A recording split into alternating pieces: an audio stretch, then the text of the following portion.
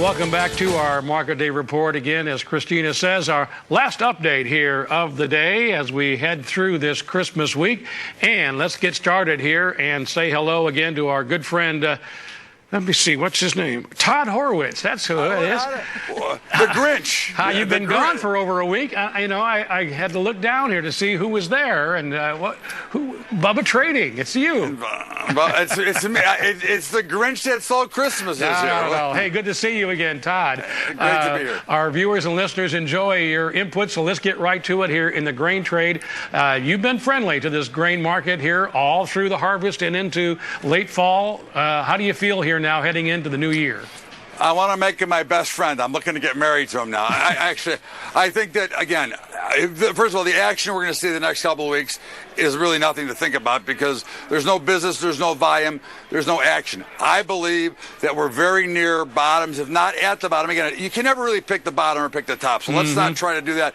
But overall, the level that we're seeing, let's say 365 in corn. Yeah, we had a 362 print last week, but 365, that's a great level to get in because, again, you don't want to load up and over leverage yourself, but if you're a producer and you're holding, I don't see the downside here. Yeah, you can lose a little bit, but again, by the time you get through, I think you're much better way. I think we have a chance for much higher prices.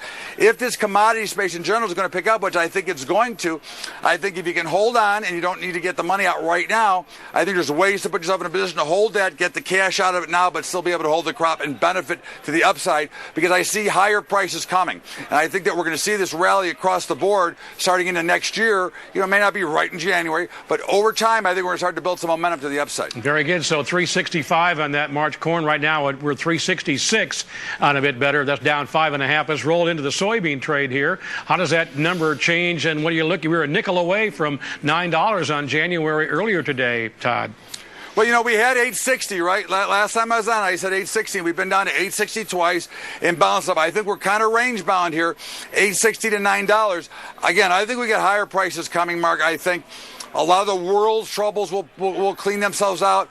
We always find when things aren't going well, we find reasons to blame why they're not going well. But we know the situation should sort itself out. There's going to be a new demand. In the meantime, we've held 860 like a champion. I like the 860 level. I would not jump in here. I would wait for a pullback to that 860. But again, I'm only looking to be a buyer here. I'm not looking to be a seller at all. Very good. And then the wheat trade. Wheat been under pressure here today as well. Again, $5 seems to be that area getting close. We were, 12 cents away, even at the high point today. But talk about the wheat trade, a little bit lower here now by 6 cents.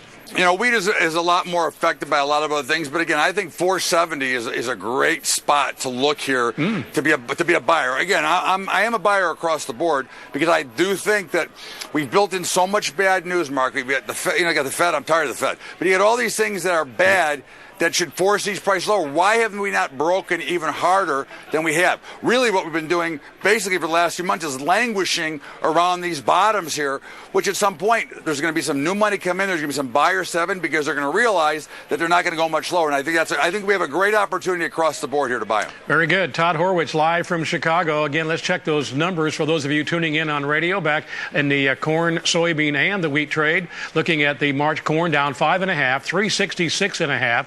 One last look at soybeans. The contract there, January, down 3.5, 887 3/4, and the wheat trade down as well. The March Chicago 6.5 lower, 472.5. That's the low of the day, by the way.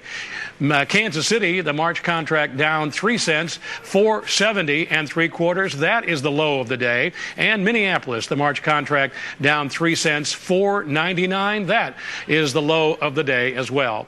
Back to talk about the livestock trade. And